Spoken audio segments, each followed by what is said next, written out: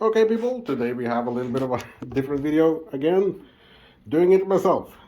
This is a Samsung cloth washing machine.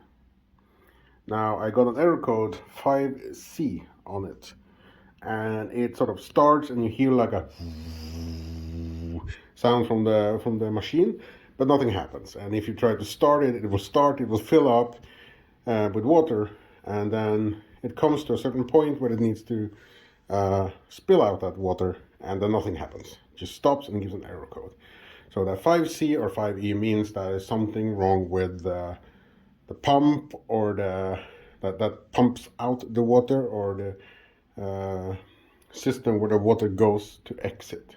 So I'm going to go through the steps now to show you how I fixed it on our machine, because I couldn't find anything on YouTube and it looks like it's top secret stuff. But we'll start with the first one. Filter. All these machines have a filter. On the Samsung one, it is below here. It can be different placement on others. On the Samsung one, you just press it, and then you can see that you have a round thingy here.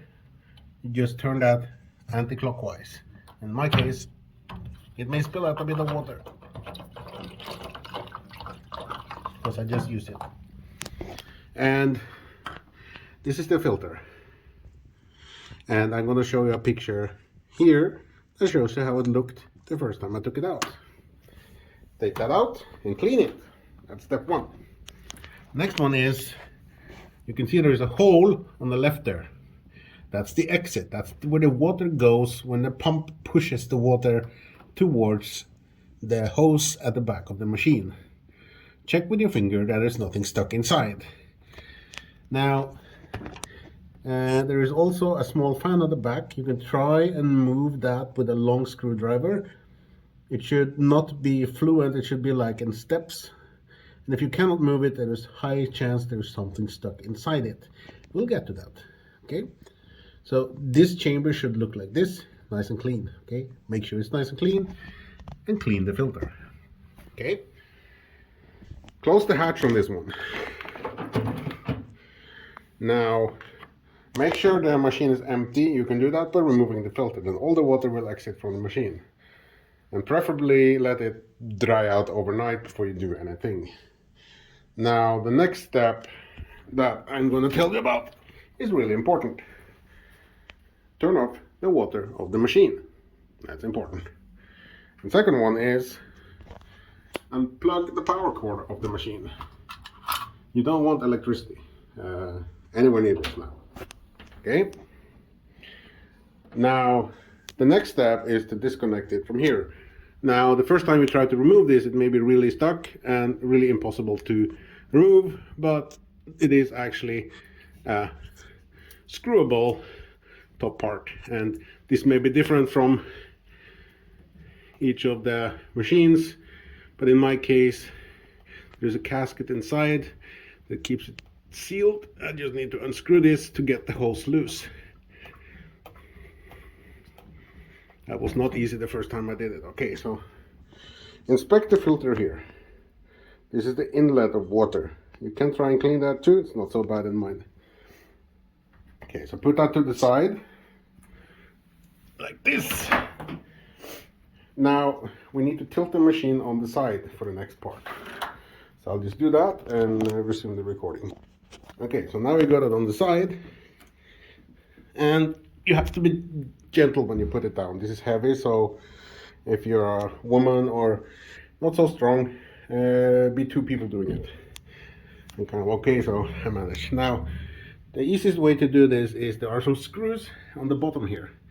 Don't loosen them fully, just loosen the bottom ones a little bit. Okay, because you're just going to use them later. Now, this one on the side, unscrew that fully, and as well as the one on the top and the front. The front one is actually just a hole, so you need to unscrew it fully. When you've done that, you can remove this bottom panel. So I'll just unscrew it now so we can access it. Okay, so once you open it up, be careful with the lid, because usually you have ground connected to it. That's where you need to remove power. Okay, so don't remove that. It needs to stay on. Now inside here, you have the pump. It's here. And I don't know if I can put more light on this. Let's see. There. Now, if you go to like ChatGPT, it will say, oh, this is the actual pump for your model. But don't trust that. Go in and find the actual pump model here.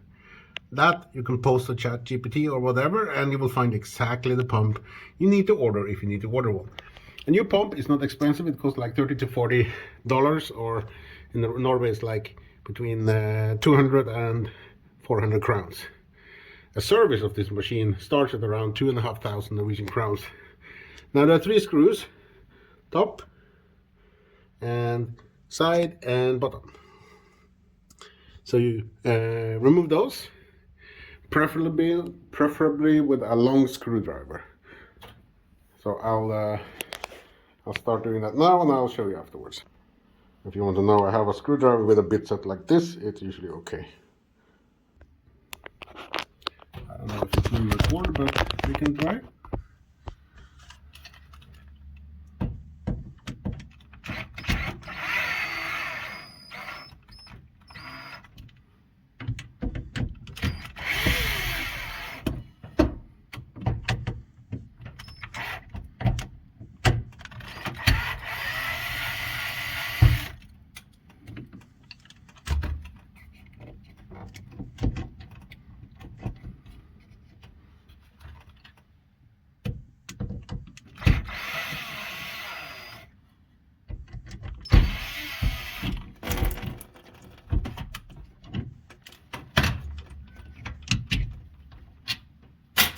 Make sure to not lose those screws.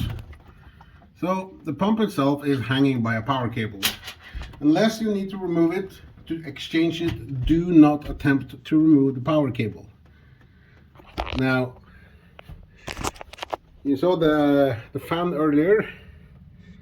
It is this one. Now let me see if I can find the thing I had. I think my wife was down here. She found some stuff and she threw it away. Oh, well, there it is. This one was actually dropped out of the fan itself once I got it loose. And then after that, I just cleaned the O-ring. You see this one? If I can focus it a bit. It's like a rubber gasket in between there. This one.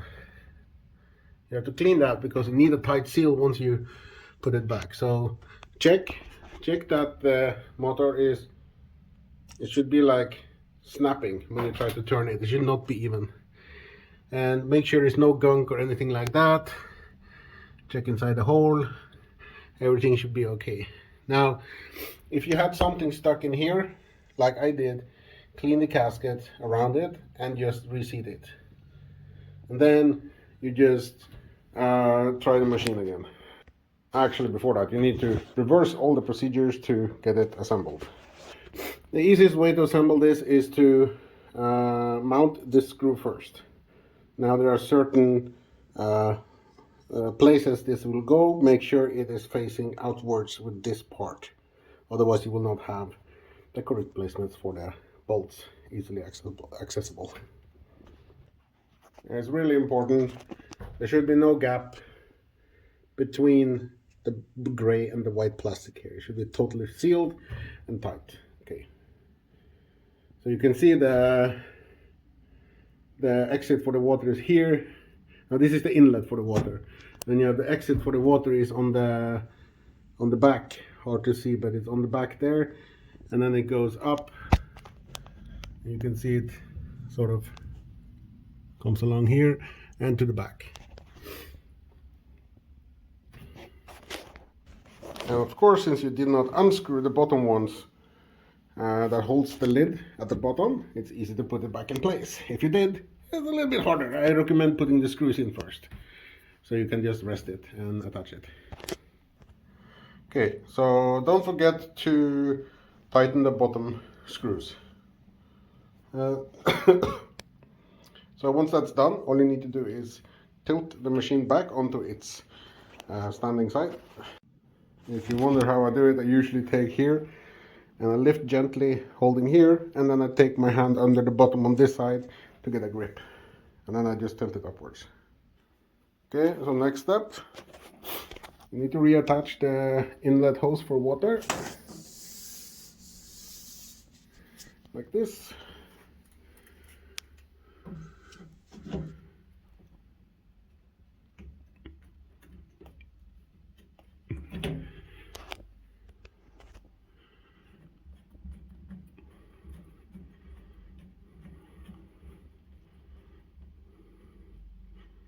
Make sure that gets to be properly sealed. Get to a point where you cannot turn it anymore, literally, and then you take some extra. There. Now it's sealed.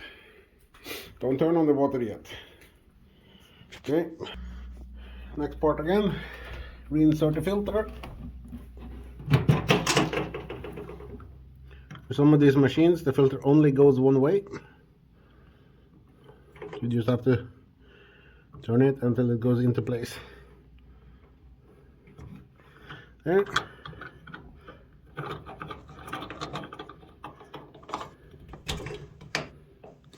Make sure it's tight and close the hatch. Okay. When you tilt the machine, the wheels may become a little bit out of alignment, but you'll see that once you place it back into position, because like for me the floor is not even, so once I get it back into position, most likely the machine will be level. So how do you know if it actually worked? Well, you have to test it, of course. See, now I just moved it back into position and it's not wiggling anymore. But remember I said earlier that if you get a 5C or 5E error, then you click on start and then you just hear, but there is like a really low humming sound, but nothing more happens until you like start a program or something like that.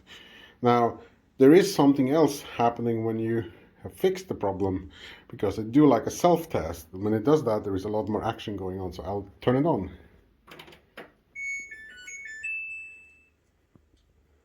And then if you start, let's say I start a drum clean, just to do it. That's what I recommend you do after a thing like this. You start a drum clean, because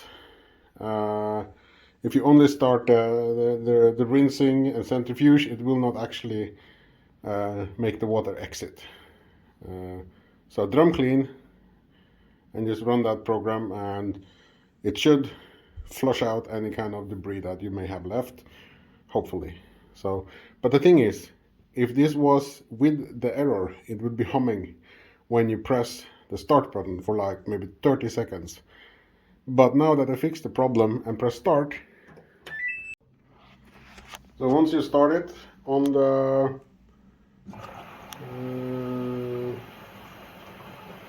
drum clean program, just leave it running, and there should be no humming sound at the start, and there should be no crackling sounds or anything else. If you still hear anything like that, there may be something wrong with the pump. I had one issue where I put it up and it was like sounded like a crackling sound. I took it out and I disassembled it and put it back together, and the second time there was no more sounds. So that could basically just be the pump being a little bit skew inserted or something like that, or maybe not properly fastened, I don't know, but the sound is gone now and it's doing a drum clean. So I hope this video was helpful in how to troubleshoot and clean your drum pump and the filter and everything on the dishwasher. And I don't think it's such a big issue to buy the pump itself. Just make sure that you get an original part, preferably the identical part that you can order directly from Samsung. Samsung has a website. I'm going to link to it. It gives you the ability to download parts. If you don't find it there, a lot of other sites actually sell their parts, because Samsung don't use their own parts. They just rebrand parts from other suppliers. In my case, It's a pretty standard pump that is from a specific supplier. Once you just take a photo of the sticker, you can just use ChatGPT or whatever and just try and find the identical pump to what you have, or a new one. In my case, it cost about 300 Norwegian crowns or $30, which is a lot cheaper, and then you can just change it yourself by just unplugging the connectors in the bottom and just screwing it in yourself. So you don't really need to spend several $100s or thousands of Norwegian crowns to get this fixed. If it's just a drum problem, drum pump. Okay, thanks for watching, and I'll see you in the next one.